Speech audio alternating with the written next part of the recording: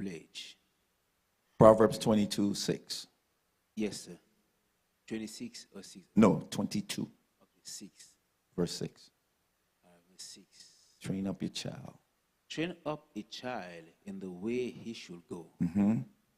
And when he is old, he will not depart from it. Amen. Today I want to speak to us about the power of a godly father. The power of a godly father.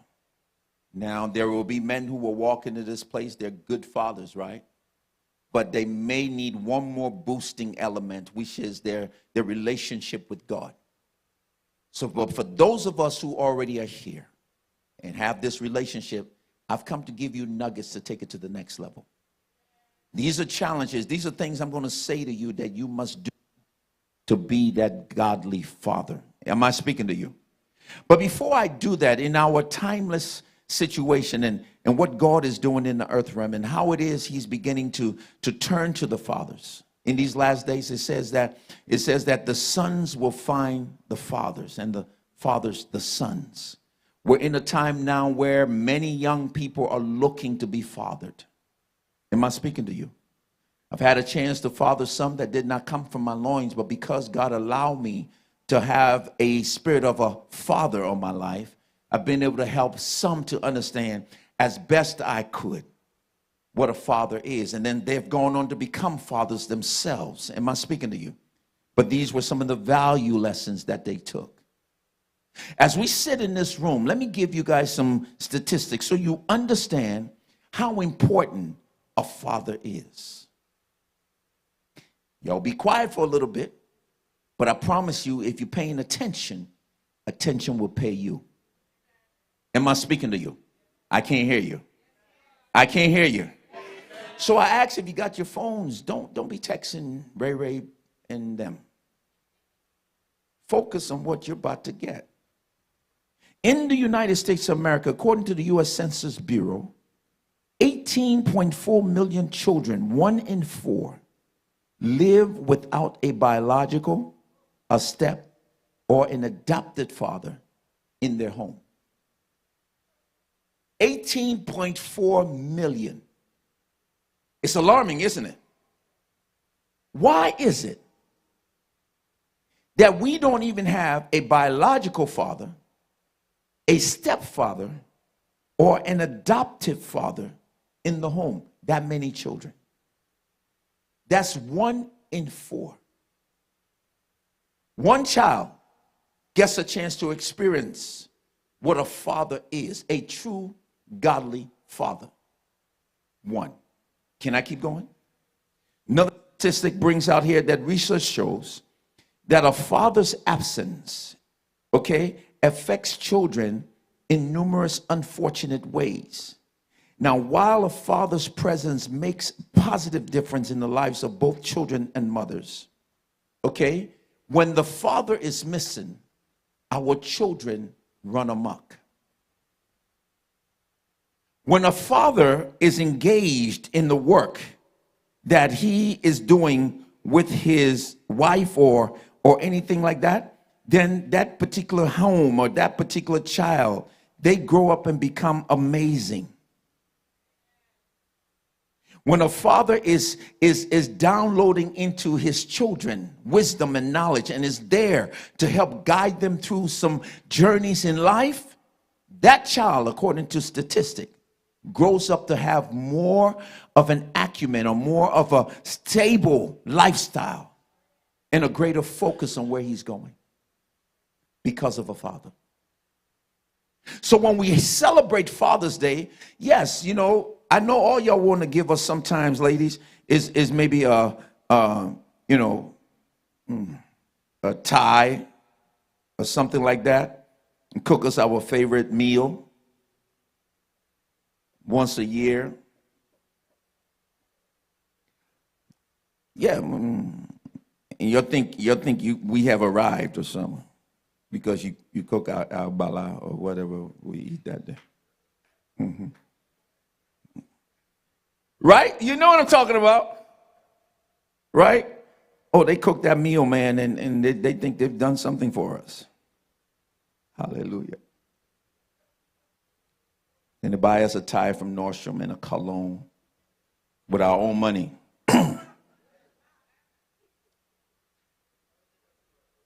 Can the church say amen? Fathers, listen to me.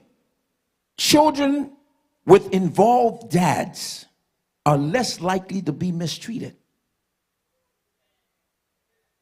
When your father is involved in your life, you are less likely to be mistreated. Let one of my children come home and tell me somebody outside of my circle of influence did something or attempted something, especially my girls. I got two cousins, Smith Weston, and the other one is called Glock 9. Glock 9 is from the hood. Smith Wesson is refined, but they make the same noise. Darling, are y'all with me? I'm going somewhere today. Come on now, family. We're all here. We're all here, and we want to understand why it is that Father's Day is so important to the men. I'm going to give you stats as to why fathers are important. And when fathers are not present, what happens? 72%. I did a research in 2016 in Oakland when I was there with my bishop. We were running a case study. 72% of the homes that did not have fathers, the kids were incarcerated.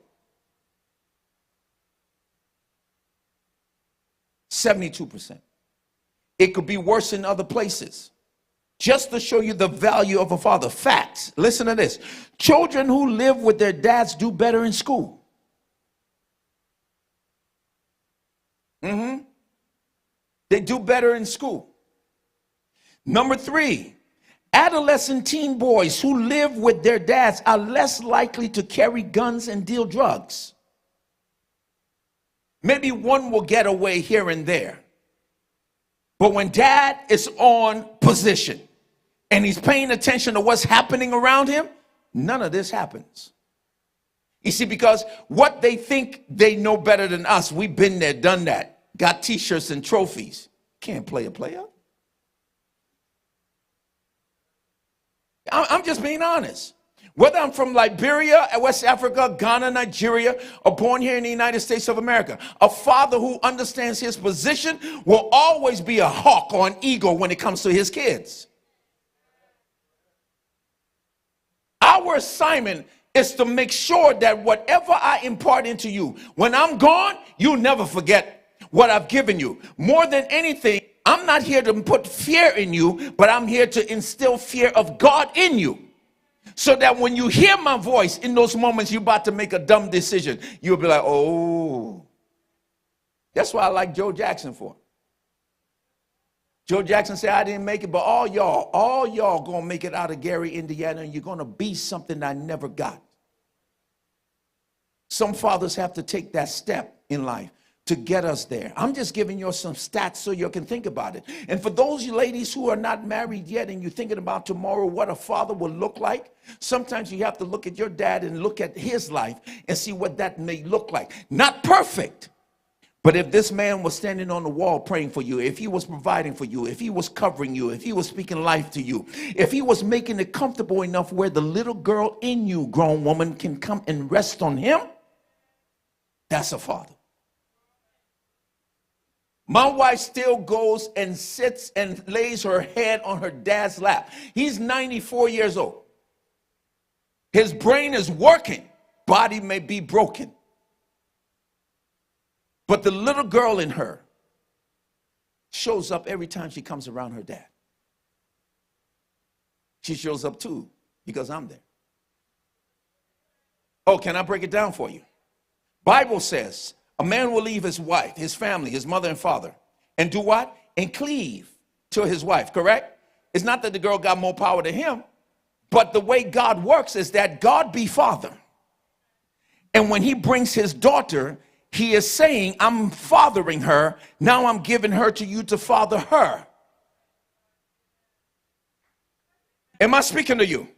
So if I'm giving you my baby, she must forever be baby to you.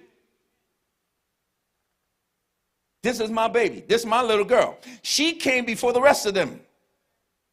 So when I get ready to threaten my kids, sometimes when they're acting out of order, I'll be like, talk to my girlfriend wrong, see what happened to you. But this is passing over people's heads. Like, I can see it.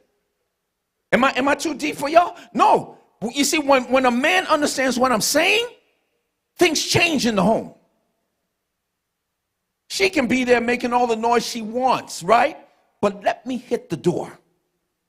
And they know daddy, they see the car pull in the garage. Oh, daddy's home. Things start shifting. Why? Because the order is in the house. The one who's not going to be the one that would just, we ain't doing that.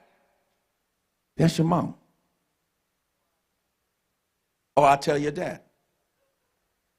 My kids, Mo, when they act up in school, and the minute they say we're calling Pastor Si, oh, please don't call my father.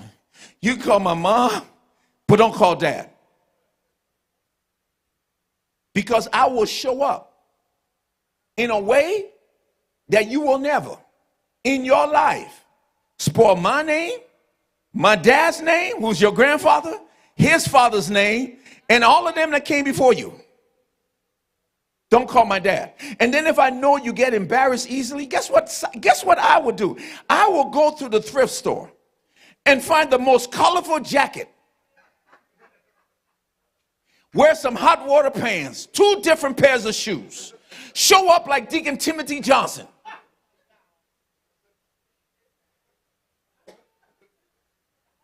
Since you won't be cool and you don't know how to act, and act like you don't come from a home. Fathers, yes, we're creative like that. I know I am. Coming with a cane, one leg going up, coming down like this. I'm walking down the hallway. I'm yelling your name. Junior, where you at?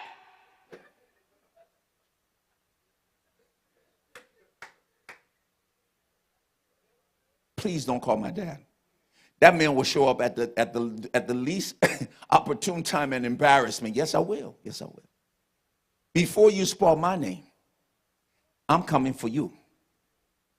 Then after I do that, when you get home, I'm going to make sure I deliver that demon that was in you on campus. I'm an African father. I'm a black man on top of it. Before somebody claps a 6-year sentence on your life, I will get you very close to 6 feet. In Jesus' name. Didn't you? Yeah. I'm sorry, y'all can think any way y'all want to think of me. Guess what? They all out of jail. They acting right. Yeah. They don't need to call me no more. They ain't trying to eat my money no more. They are well. They're prepared for life. That's what fathers do. Your God who loves you is a good father. He doesn't withhold any good thing from you. Even when you mess up, God still favors you. Even when you're not acting right, God still keeps his hand on you.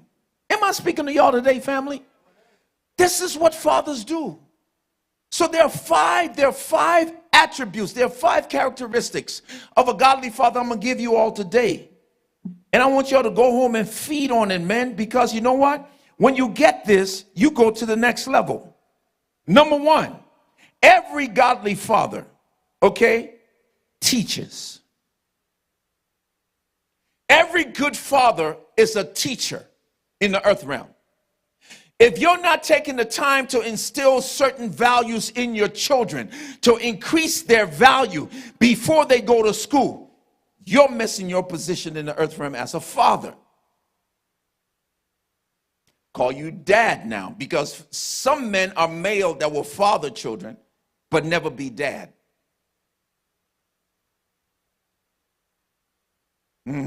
We see that too. But what is Pastor Si talking about? Your child's education is not the responsibility of the school or the church. So some of y'all, when your nappy-headed kids come in here and they don't know how to act right, and then you're expecting the church to be the ones to train them up as they ought to go, you and I will have a conversation. What's going on at home? I'm a man's man. I'm a man's pastor. I love talking to brothers because oftentimes brothers are the ones that do not say much. They don't come to church often. And they make it look like the sisters are the one that are supposed to handle the hall. This is why I put these men up here so you can see what pillars look like. It has been proven from my experience and statistically, when a father gets to come to church and he's been the one that's been converted to Christ, the wife follows, the children follows. Am I speaking to you? Oh, okay. The ladies are not happy today, fellas. Glory to God. My wife yelling, yes we are, yes we are. Yeah. Those, listen to me, those just supplement whatever they learn in school and church. Those are supplemental educational platform. Kids only spend 10% of their childhood hours at school, meaning that the learning they obtain is 90%, and it comes from the father.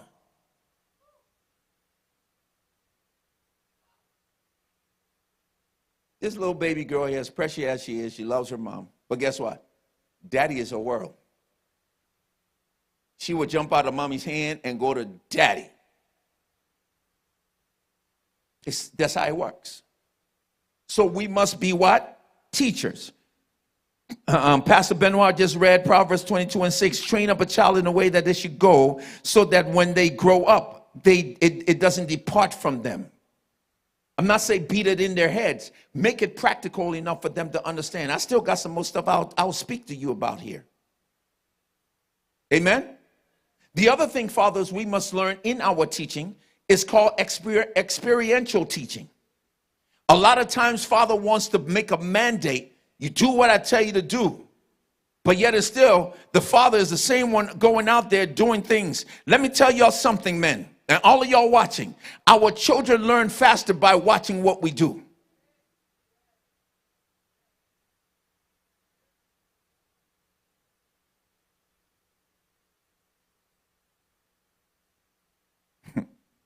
You want to teach your child? Teach them by experience. Give them an opportunity to walk through certain things that you're trying to make life more practical for them. Because sometimes our kids, they don't care to read the book, but they will read you as a book.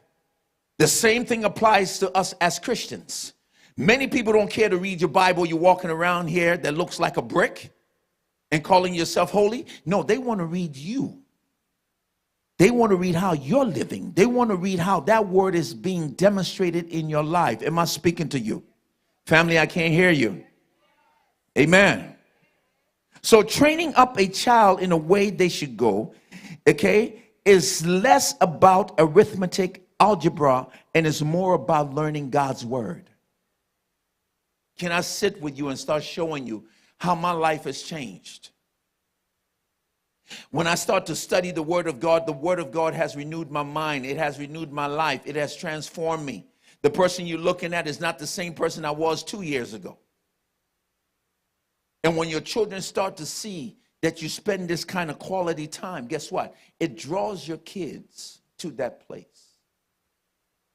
Am I speaking to you? Am I speaking to you? A kid I asked one time, he was talking to me. And I love children. You want to learn some stuff, just listen to what kids will say sometimes. You hear me? I said, so what is it about school you like around this time? It was around Christmas. He said, Santa Claus. So I'm thinking to myself, you here talking about Santa Claus around this time, we talking about Jesus Christ. I said, why you like Santa? He said, because he's consistent.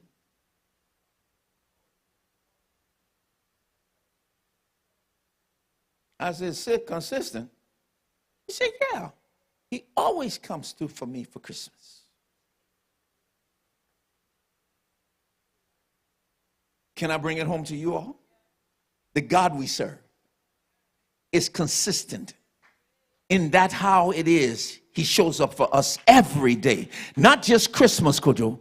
Every single day, God shows up for us, giving us exactly what our hearts desire. And if God ever says no or hold up, please allow God to work everything together for your good. Because when he says no, it doesn't mean he's not giving it to you. He's just letting you know it's not time. And we do that with our kids, don't we?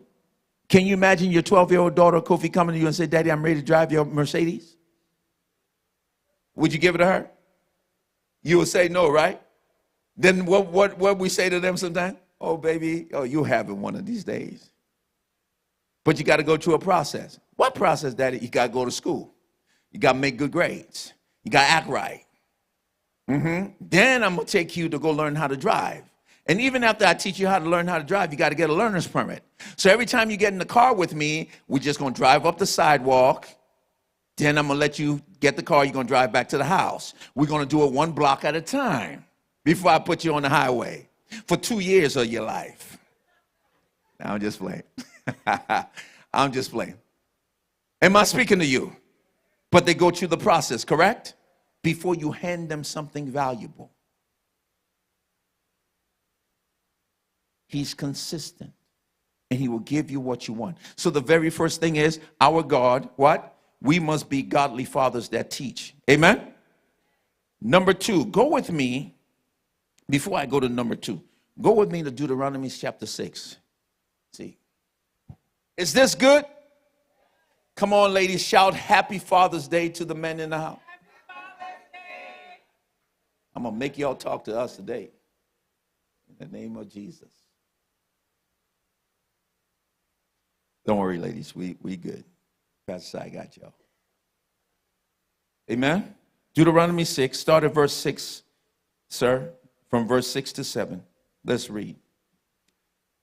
And this word, which I command you today, shall be in your hearts. You shall teach them diligently to your children, and shall talk of them when you sit in your house, when you walk by the way, when you lie down, and when you rise up. You shall bind them as a sign on your hand, and they shall be as frontlets between your eyes. Stop. Still talking about godly fathers being good teachers. He says here that this word shall be on your heart, and you shall teach them diligently to your children. The way life is sometimes, Balu, will cause the men to be so focused on working to make sure he can provide that sometimes a father will leave the house early, and when he comes back, his kids are sleeping. He leaves when they're sleeping. He returns when they're sleeping. So he never really has that time to pour in. Am I speaking to y'all? But what God is saying for a father, this is a requirement that we must have. Make time to speak life into your children, to educate them. Every kid that is leaving here after high school and going to college is looking for direction. They need instruction before they face their day. Fathers, if you missed it in the early stages of your journey of raising your child, I'm challenging you to do more so now than you've ever done before. Tell your children about life. I spent one time, one of my girls, I had to teach her about the various ages and how guys will come because she was pretty. And I would tell her every day, you're beautiful. In fact, tell all of them, you're beautiful. Why? Because when another person come up and say you're beautiful, their response will be, is that all you got? My daddy tells me that every day. What else you got that's new? I know I'm beautiful. What else you got? But you see, when you don't spend time telling the child that and build up that kind of confidence, when somebody else, some gorilla, shows up and tells your beautiful daughter she beautiful because she ain't never heard it from her father, she gonna go and be close to the gorilla. Kofi. And then on the day of the so-called wedding, right, I got to walk my beautiful daughter and give her to the gorilla that's sitting over here. with a tuxedo on.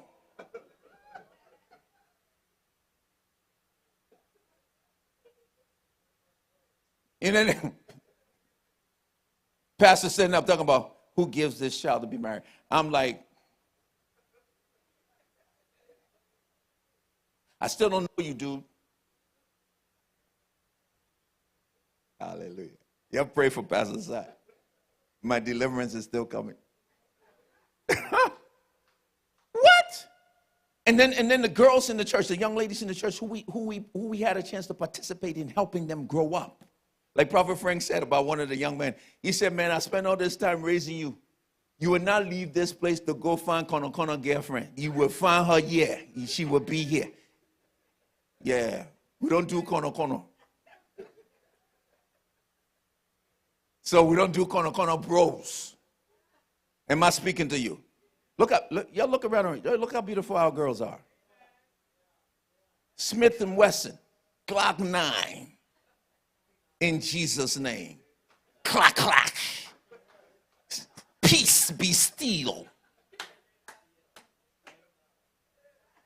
You have fun in church. You're supposed to laugh. You know, have some fun. Somebody shout hallelujah. We teach them diligently. We teach them diligently. When you impart, one of the things I love to look at, I pay attention to Ezekiel with his son. I watch this kid. You know, a child does what the parents do. When praise is going on, I'm watching him back there. He got his little hand up in the air. He's got a little rubber microphone. He's going in. Why? Because he sees his parents do it. Then when the prayer is going on, that's the part I like to see. So I'm like, Joe, what you doing? He just looked up at me.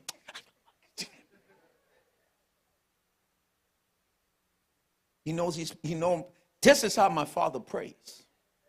Therefore, I must pray.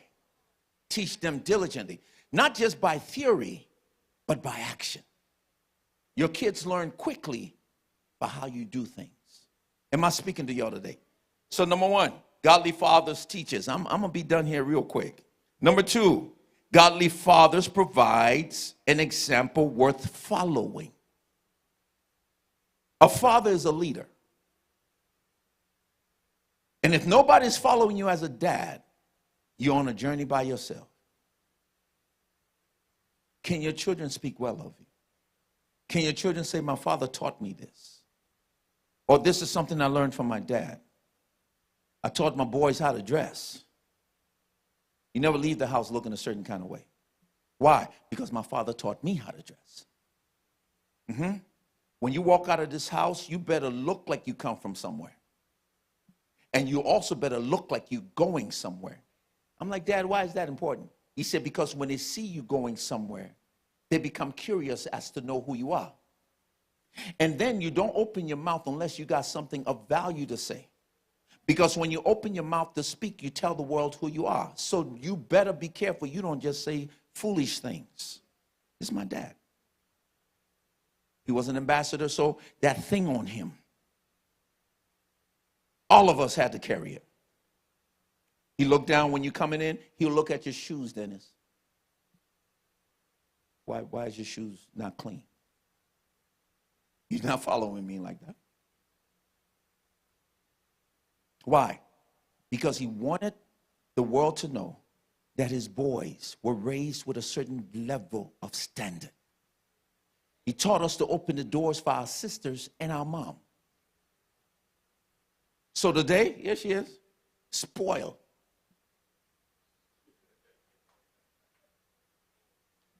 I do it so much that when people travel with us, because they know I do it, if I'm driving, they get out the car when I park and they open the door for my wife. I don't have to say anything to them. I taught them that when it comes to this one, you treat her like the way I treat her.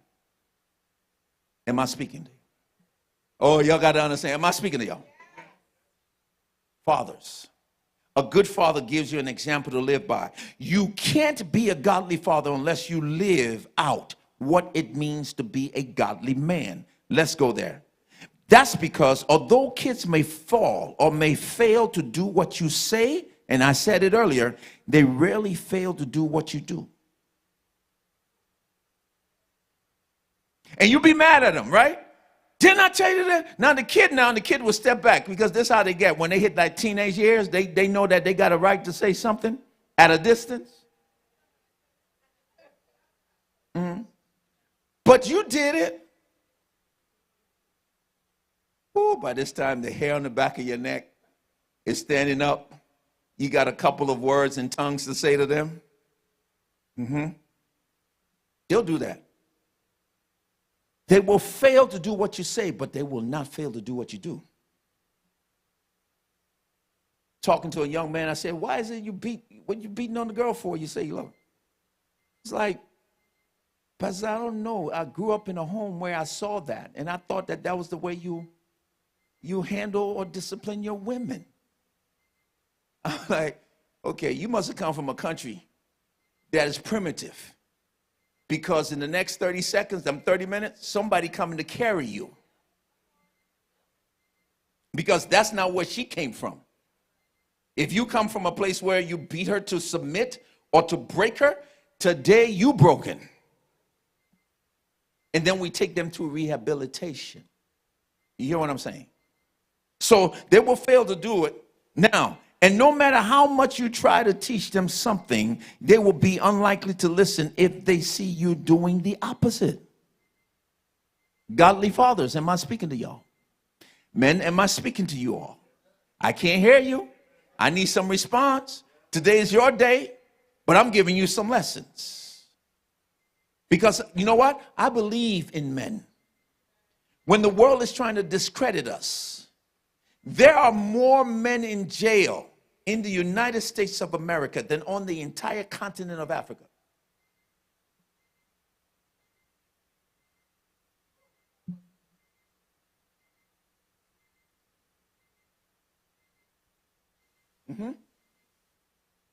And when you sit down and talk to some of these brothers, 80% of them never had a dad or somebody that said to them, this is the way you do it. But I've come to tell you today that would not be your portion. Oh, come on, fellas. And if all you got are girls, let me tell you something. Train your girls to be warriors. And at the same time, be princess. Let her have a mind she can speak her mind respectfully.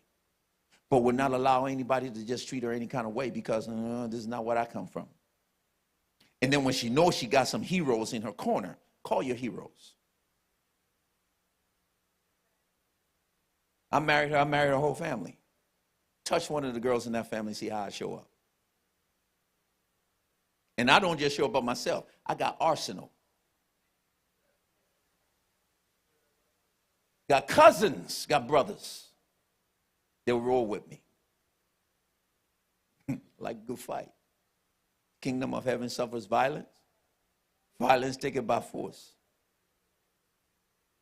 No, let's get down to the real business. Listen. With children, when we're leaving something, right?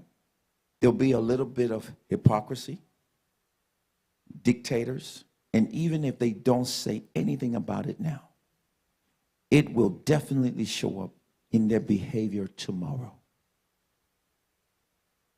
Your children are watching. What examples are you showing? You come to church, you're holier than thou. You go outside and somebody gets on your last nerve as a dad and your daughter's in the car. And you got all these words. You dropping bombs. You're cursing. Kid is looking at you like, you just left church with your hands lifted up. Talking about thank you. Look, if y'all don't understand how Pastor Side preaches, I am very raw. I would tell the truth with my educated self. And make it very clear because the Bible is a practical tool. And how you apply these principles in your life is what makes the difference between you and others. There is nobody in this room that the Bible says that you should be like everybody else. No, he says, I've called you out of darkness. He said, I've separated you from. He said, I've chosen you. In other words, I see you, so I call you out of something to give you something that's the best for you.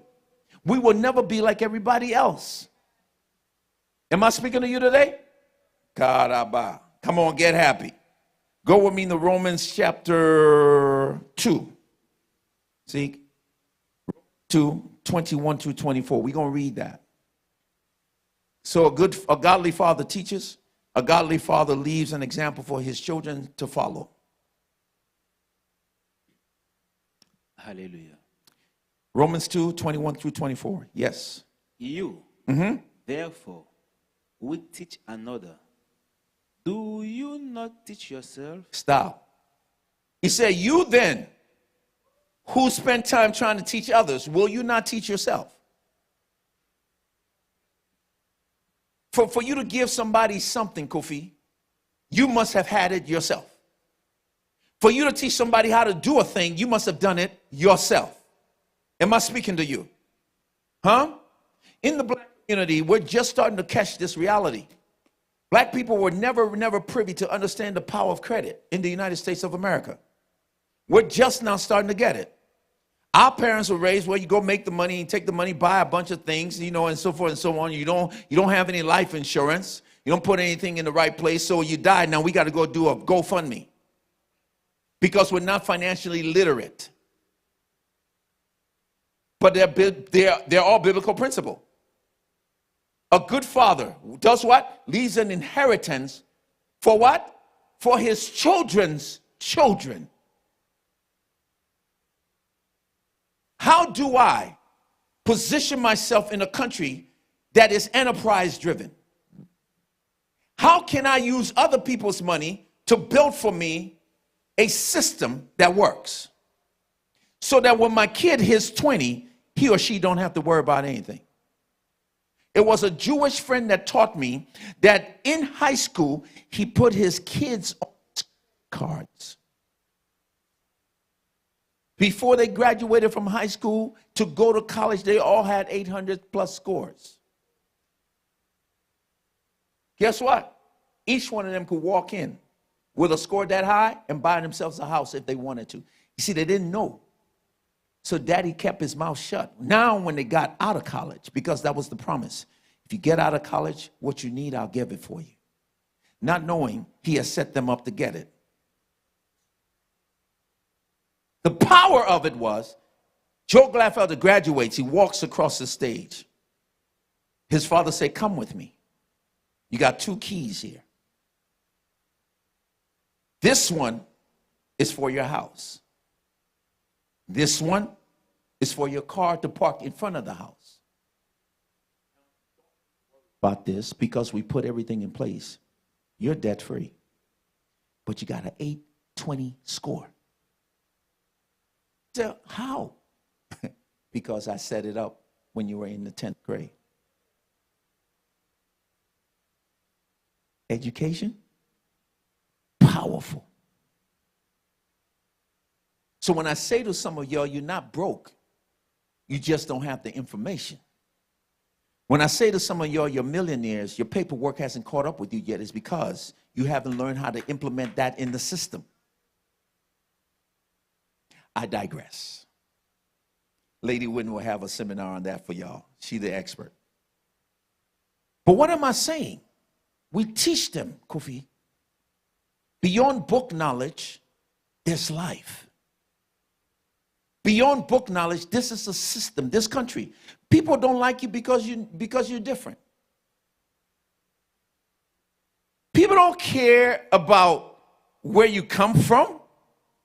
Most folks you will run into in this day and age, the question in the back of their mind is, what can you do for me? How can we together build something that would be beneficial to the both of us? Here's the question I'm asking people now, because I had to ask myself this question 5 years ago. Question: who will you be if your life was uninterrupted?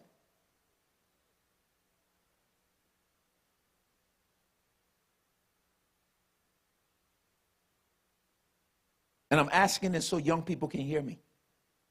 When you leave home and go to college tomorrow, who will you be if your life is uninterrupted? What can you accomplish if you got razor focus? And if any disruption comes into your life, you are so grounded and prepared that in the disruption you find the value. So I'm not going to be interrupted. I'm just going to look at it and then turn it. Because every obstacle, every problem, every challenge, believe it or not, is a hidden opportunity for you to do something better. It's all about how you see it. Fathers are the one that teaches their children these things. We're out there, we're grinding. I'm not saying the women don't have credibility, they're not bringing certain things to the table. But a man just has this particular thing made up about him to solve problems. It drives our nature. Let one of my kids start talking, let her start talking about a problem. My whole mindset shifts to how do we solve it? We're solving for X right now. And even though I've learned in life, being married to an amazing woman, that sometimes when they're telling you what it is, doesn't mean they can't fix it themselves because she's very intelligent. Sometimes you just got to shut up and listen. That's all. That's another lesson learned. Be quiet. But when she says, I need your help, oh, you better come with some arson. You better come with some solution, some strategy to change the thing. Okay, I'm moving in another direction. So fathers are going to provide examples, guess what? To do amazing things in the earth realm. He says, you then who teach others, do you not teach yourself? Keep reading. You who say. You who say. You who preach that a man should not steal. Do you steal? You preach against stealing, but you steal. What example is that, fathers? Can I go there? You tell your children, get up, go to work. Put in the time. But when you go to work, you take 7 coffee breaks. On the people's clock.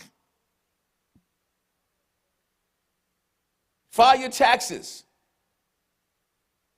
You add extra people to your taxes to get extra money. There are pastors who are no longer pastoring. That was their modus operandi. They became pastors because they thought the church was the way to make money. This is God's assignment. This ain't about money. This is about serving. It's about giving up of yourself. He says, you're preaching against stealing, Dad, but you're the one stealing. You're telling me don't steal.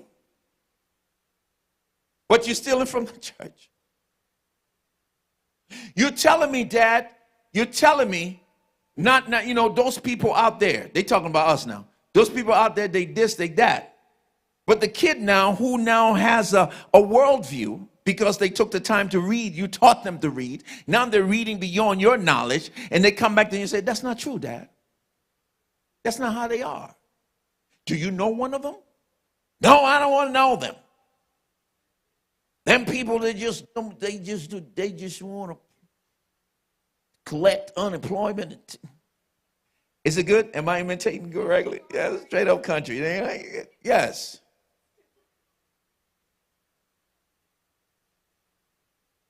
Come on, somebody put their hands together for Jesus. Put your hands together for Jesus. I hope you're getting this. Keep reading, sir. You who say, do not commit adultery. Do you commit adultery? What are the examples you're giving your children? A father, a godly father, does what? He provides examples worth following. If your kids are not following the things that you're giving to them, you didn't do it right. And you know when your children start learning, right, and they get it, oh, now they ready to start talking back. They independent. So many African parents in America today, they're like, wow, I can't do it if I was home. If I was home, hi. Am I speaking the truth? Do we know some people like that? Okay, number 3. No, sir, finish, please. Do you abhor idols? Do you rob temples? You who make your boast in the law, do you dishonor God through breaking the law? You make your boast in the law of the land, but you're the first to break it. For the name of God is blasphemed among the Gentiles Because of you, as it is written. Am I speaking to y'all today? Number 2, godly father leaves an example worth following. Number 3, a godly father, disciplines his children. Yes, at a young age is good. Spare the rod, spoil the child.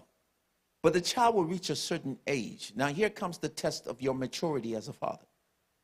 Where it is you can use your hand to guide them and get them right because their brain was in their behind, so you had to bring it back to the head by spanking them. Now you have to do what? Talk to them. Intellectually have a conversation with your children. Give them reasons to understand your logic. There's some fathers that may not be as educated as some of their children, but let me tell you something. Wisdom is not predicated upon your book knowledge. Wisdom is predicated upon experience. And when you ask God for wisdom, the Bible says he gives it to you liberally. Am I speaking to you? Every father is wise. Yo, please don't make that mistake and think we're not. Even if I can't speak English straight, life will educate you. Life will give you wisdom. Life, this thing called life. I remember one time I was talking to my son. I said, okay, since you won't listen to your father, may life teach you. That's all I said. I ain't cursing. I just told him life will teach him. Big boy, come on. All right. 5 years later, guess what? Life taught him. Then he came back now. You see, because when the student is ready, the teacher will show up. So I told him, go learn, go study life. Then come back and take the test. Let me prepare you for the test now. Am I speaking to you? Huh?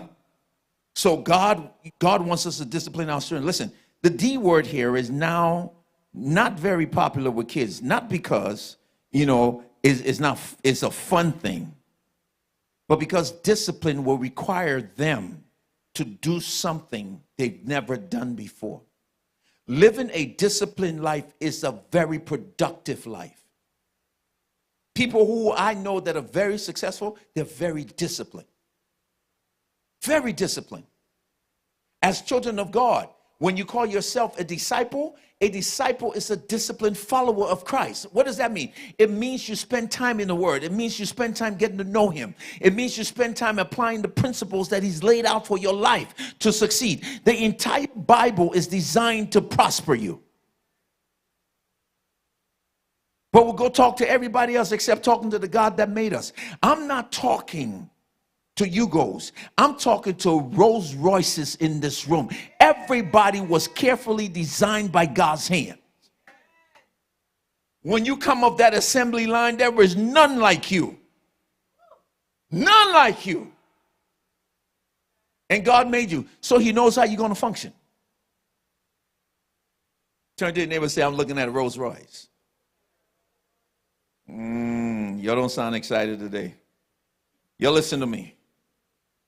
Godly fathers, including God the Father, discipline out of love. That's what I said. We're not here to beat them to death. We're here to discipline them in love. Baby girl, come here. I understand you vexed with me. I understand you're not feeling me right now. You think I'm trying to be hard on you. But let me sit you down and tell you what life really is. A father can give his daughter some very, very good advice about life and living in a man's world than a mother can. But a mother can bring the nurturing side to that young lady. So if one day somebody finds her and decides to make her his wife, she will have certain things and standards about her that guy will cherish. Am I speaking to you? That's what good fathers do. You know how you sit down and talk to the girls? They be laughing. You know? And we were the kind of parents who would come at you like raw. Who is he?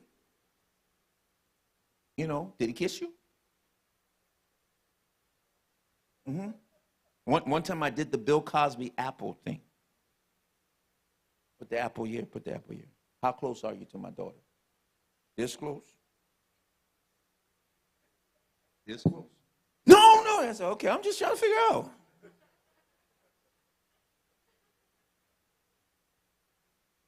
But he got it. It's like, oh. I mean, he got it so much that when they would go, he would be scared to hold her hand. I said, nah, son, you can hold her hand. She cool. Just know that you do anything. It's not just me. I got some other people I just need to call them. If I can't reach you, they'll find you. On the east side. On the south side. They'll find you. Good fathers. You hear me? Good fathers. Are you listening to me? We discipline our kids in love. And when a child is insistent on heading down a harmful path, listen to me. The most loving thing you can do is to correct them in a loving way. And it will be unloving to not provide discipline. You see your child going wrong and you'll just let them go? No. No. Am I speaking to y'all? Am I speaking to you all? Fathers, are you hearing me today? Pastor Sai is doing this because I love y'all and I know what good fathers you guys are. I know some of the struggles you guys have faced. But we win in Jesus' name. Are you hearing me? We win when we know we serve a God that doesn't leave us nor forsake us. He created man for a reason. He said, now you have rule. He said, be fruitful and multiply. He's not telling you to have the children and just leave them. You got to show them what life is, especially in this time. Kids are running amok. Kids don't know who they are today because fathers are missing from the home.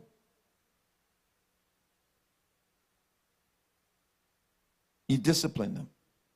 The Bible says in Proverbs 13:24, sir, I'm going to read it. It says, whosoever spares the rod, hates his son. But he who loves him is diligent to discipline him. You won't be under my roof doing whatever you think you got the right to do, and I don't check you. When did we get to where that's not the way it's supposed to go? Because I'm in America now? Oh, more reason now. I got laws to protect me. Am I speaking to you? Then you go to Ephesians chapter 6 and 4, and it says, fathers, do not provoke your children to anger, but bring them up in discipline and instruction of the Lord. We don't provoke you when we're telling you the right things to do. Sometimes as parents, we have to draw them in and sit them down and open the book and say, this is what it is. Now, some of them may be confused about that because some of them don't really understand this God we serve and follow. They haven't gone through their valley moments yet. But I promise you, every child that will go through a valley moment and see a light at the end of the tunnel, they will find Jesus the right way. And everything you've taught them will come back to memory.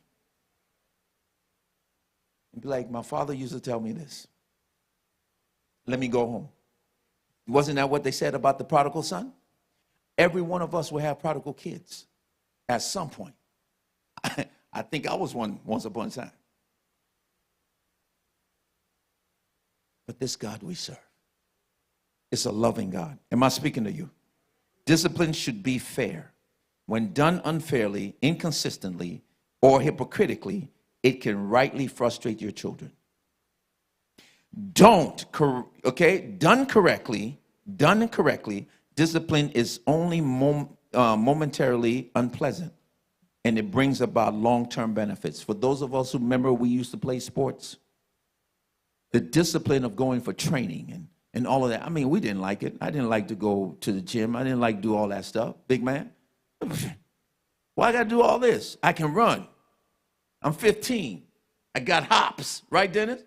You just thought you knew something. But when I came to the state on my scholarship and then they started doing stuff to me that they didn't do to me in Africa, I'm figuring out I got muscles in places I don't see because of the stuff they put me through.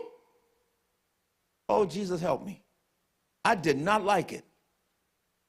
And as a track person, you ran for a living. Playing basketball. You want to be the best on the team. You want to make the cut. You want to make the 5. Oh, you better come with something. It was the discipline. When some people were sleeping, I was up. Somewhere in my mind, I thought I was going to be the next Elijah one. Why are you laughing?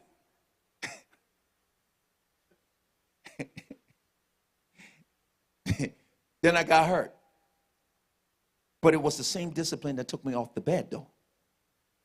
I started doing something I'd never done before to get off the bed because it wasn't over. Season was not over. I swore to myself that my basketball season was not going to end without me showing up again for my last 2 games. And I sure did. I sure did. So now you can take some of the scholarship money from me. That's all right. I got the academics working. But I'm here. Done correctly. Long-term benefit. Am I speaking to y'all? Amen. Number 4, we moving along real quick. A godly father loves his children. Please hear me when I say that. It is your assignment to love your kids 24/7. They are you. Male, female, they're you. There's some men that have girls and their girls is every bit the man. Got no mom in them. Mother is not present in none of the girls. Just their dad. Except mom's beauty. But they tough. It's like the 3 boys he never had. Or the 4 boys he never had. They just grunt. Let's go for it. You do some one of them, you about to fight the whole clan. Your children are you. How you love them speaks about how you love yourself. What you say to your children speaks about what you think of yourself. If you're cussing at your kids, that means you don't like yourself. I'm being real. You see, if you can look at yourself and say you're fine, why can't you look at something that comes from your loins and look at it and say it's fine too? If you want God to forgive you for your iniquities and the things and the mistakes you've made, why can't you look at something that came from you and forgive it too? Love is an action word. Love means I love you on various emotions. One day you may be up, that's cool, still love you. One day you will be down, that's cool, I still love you. One day you're going through something I don't understand is going on with you, I still have to love you as a father. That's what God does for us. I'm not perfect, will never pretend to be because I'm preaching. Oh man, I got problems too. And in talking to him, that's how I know how much problems I got. You see, you never know how messed up you are until you start talking to God and God answers.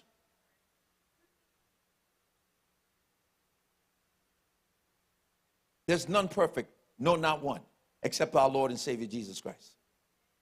So when we love our children, it's a motivation. The motivation behind this is that when discipline, modeling, teaching, okay, is love. A godly father loves his children and therefore desires what's best for them. When you go out of the way to make sure your kids get the best in life, that's a demonstration of love. Love is an action word. Love is a choice we make. I choose to love my wife. And in choosing, love makes you move to do. Am I speaking to you? The Bible says you will know where your treasure is. Where your heart is how we know where your treasure is. If I ask you for your bank book, I can tell you what you love.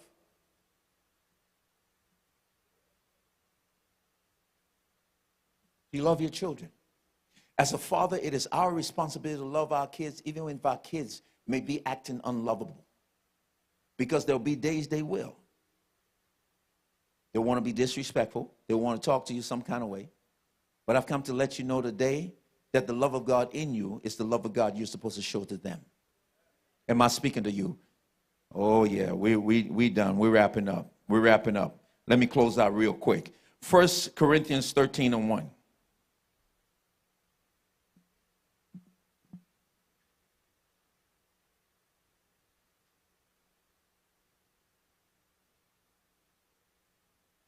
1 Corinthians 13:1. Before you read it, hear this. If you don't actively love your children, listen to me, or don't make it clear that you love them, then they won't want to listen when you try to teach them. Love is an action word.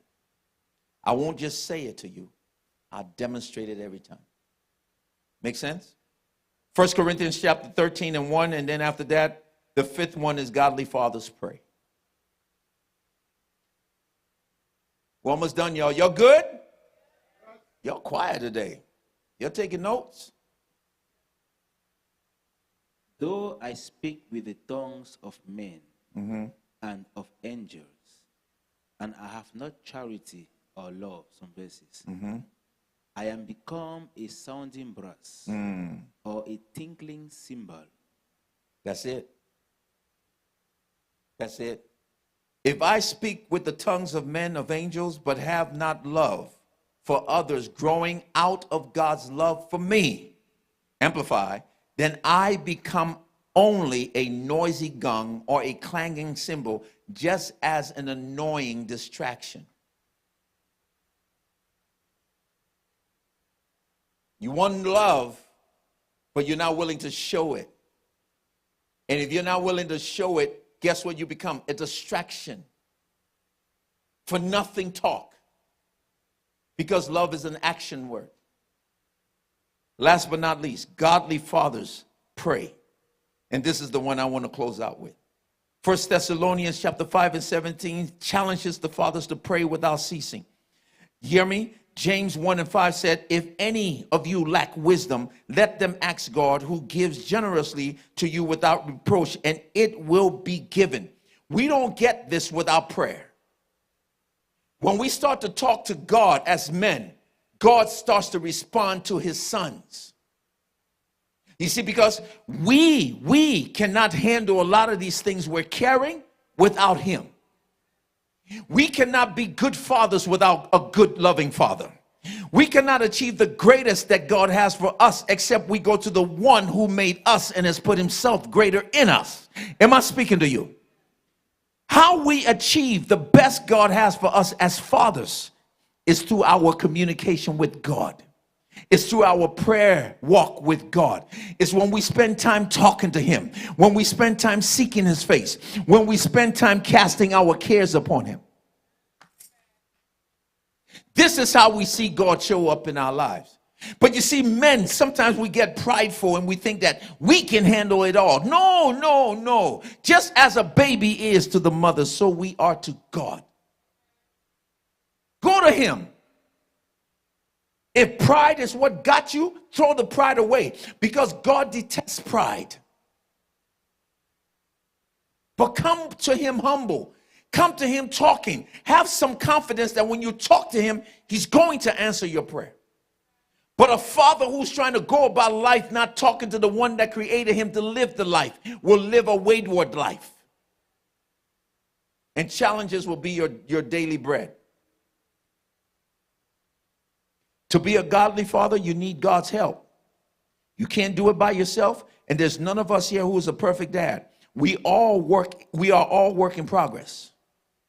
And despite the huge influence you have on your children, you don't actually control them. And it would take prayers and putting them in God's hands for you to be able to see the best that God has for them. Am I speaking to you? You learn to give your children to God as you give your life to God. And this God says that if you spend time talking to him, he will do everything for you to have everything you need. You can do everything right as a parent and still potentially have a prodigal son. But prayer is what will carry you, and prayer is what will carry your children. A godly father is a godly man. So in final thought, teach your kids. Live out what you teach your children. Correct them when they stray. And do everything out of love. Pray continually. This is you fathers. Every father stand in the house again. What I have shared with you today. Come on, fathers.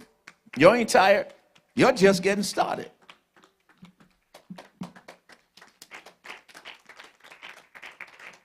Fellows, y'all listen to me. What I just shared with you, that's your basic job description as a father. Now let's go to work. Put your hands together for the men of God in the house today. Come on, let's bless God for our fathers. Happy Father's Day, happy Father's Day, happy Father's Day. Ladies, I'm encouraging you to please take your father, your husbands, take them out, feed them well. Fathers, you know, if they bawling because of the work you do, they need to go to Nordstrom's. They got a Father's Day sale. Go get your stuff. Hallelujah. I'm just messing with y'all. But fathers, hear me, and parents, mothers, you hear me too. I want to say thank you to the women that stand behind these men. Stand next to them and help them through this journey called life. As they help me. Every good man is attached to God. Every good man. It is God's will for your life, son, to abound in all good work. Kofi, it is God's will for your life as a father to enjoy the blessings of your children in your last days. I'm speaking to you. A good father pours so much into the soil of his children's life so that when they get old or they hit a certain age, that tree now manifests and is able to bear fruit that daddy can now bite into and be like, wow, how amazing. Come see what my daughter did. You see, this is how much we get when our kids start to achieve great things because we took the time to sow into their lives value. Fathers, last advice. Even now, if it looks like things are not going the way they should, if you're still alive and you're above ground, God is giving you a chance to increase your value. And when you increase your value as a father, everything around you will increase in value. We're not perfect. We're work in progress.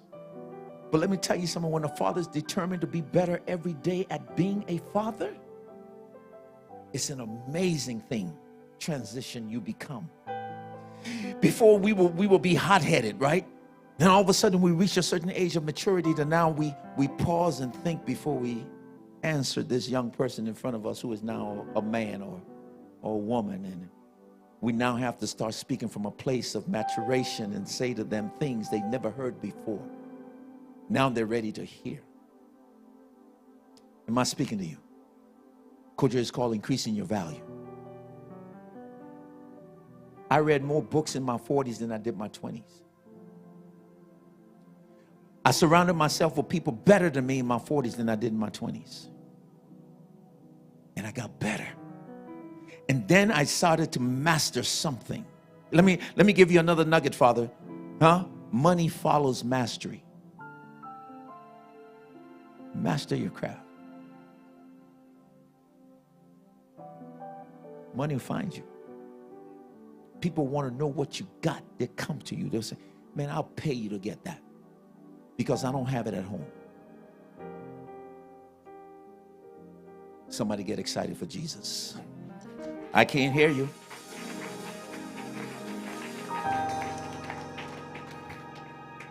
You have